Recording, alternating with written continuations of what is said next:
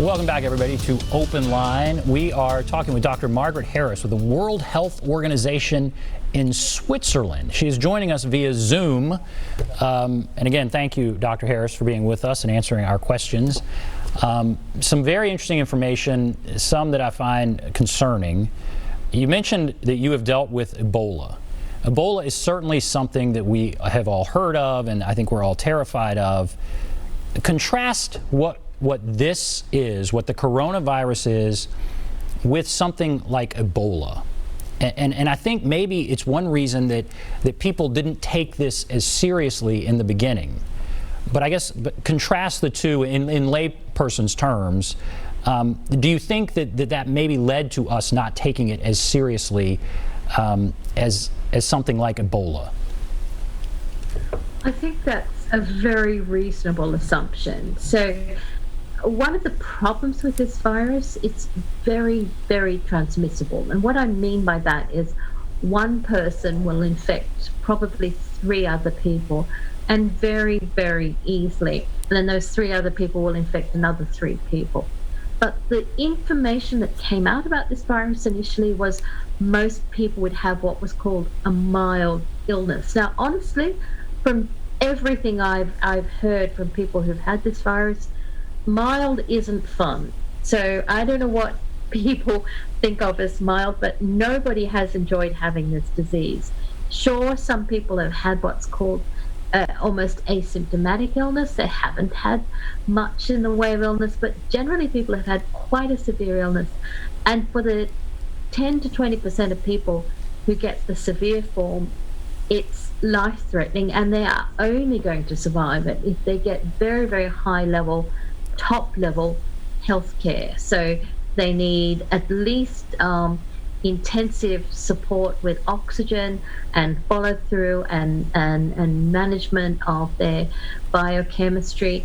But many people have needed, ultimately, ventilation. So that's a level of healthcare that's not widely available. But I think for many people, they were thinking, yeah, but I'll get the mild illness, it's just going to be a cold. What's the big deal? Now, when you look at Ebola, it's far less infectious than this virus. So Ebola, yes, if you get it, it's a highly lethal disease. It's the most lethal disease known to man. Without any treatment, 90% of people will die from Ebola Zaire, which is the strain that's caused most of the serious human outbreaks. But it doesn't transmit as effectively as this coronavirus. It doesn't move through the community as quickly. So we're just coming to the end of the second worst outbreak in human history. It happened in the Democratic Republic of Congo. That's where I've been working, in conflict zones where we were also constantly shot at. We lost a lot of our colleagues who were killed.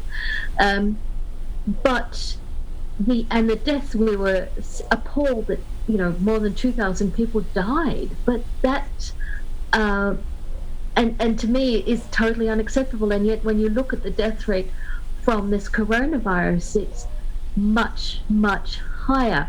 So it is, as you say, people were much more frightened of a disease like Ebola. Understandably, if it got into your community, and was not managed and there was no treatment, yes, 90% of people would die.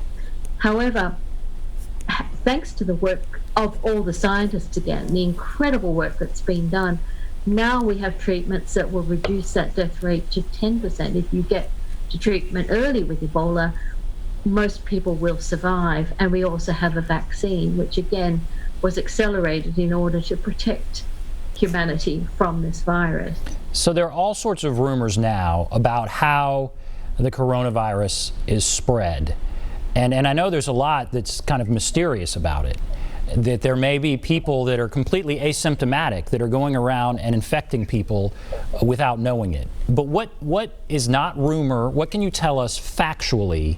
What do we need to know about how this virus is spread? For example, how long can it live on a surface? If I touch this phone, how long, and I have it, how long could it live on this phone and infect the next person to come by and touch this phone?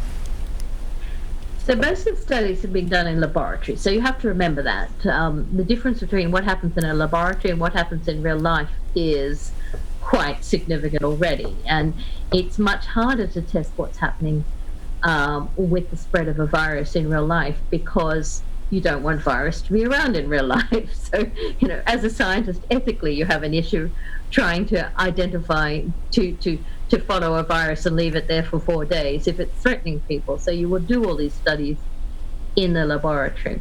But yes, there have been a lot of interesting studies which do show that if this virus lands on a smooth, shiny surface, and a phone would fit that one, it can last 4 days, up to 4 days or longer.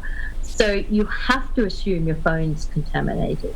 You have to assume the tables around you are contaminated. Now, how do they get contaminated? This is a respiratory virus. It loves to live in your nose and the back of your throat. That's where it's really, really comfy. And in the early days, before you've developed symptoms, that's where it's hanging out. It's finding cells to enter, to use as a nice little factory to make much more virus and to cause all kinds of problems in your body, but also to send them out as, as ambassadors to go and find another body to jump into. So even though you feel fine, if you say, walk outside and there's a bit of sun that makes you sneeze, or a bit of dust, you'll sneeze droplets out and they will drop around onto the surfaces around you. Or maybe if you're singing, if you go to church or something, you're singing in the choir, or you just happen to enjoy singing, or you're shouting at your friend, or you're yelling at your friend over there, and you breathe out a bit more, those droplets will come out in your breath, because as you know that your breath is moistened, and those moist little droplets will drop around you. So that's why we really make a big deal about the hand hygiene. The hand hygiene is the way you protect yourself from getting it, because those droplets drop down. Remember, you'd be very unlucky if somebody sprayed you directly into your mouth, nose, or eyes. But the way the virus gets into your mouth, nose, and eyes is when you introduce it with your hand, with an unwashed hand. So we say two things. Keep your hands spotless, difficult to do. So if you're going to put your hand anywhere near your mouth, nose, or eyes, make sure it is a spotless hand. And, well, we have to take a break. Then I want to come back and ask about children. It seems like this is impacting older people much more than children. Why is that? But we have to take a break. We'll take a break, come back right after this.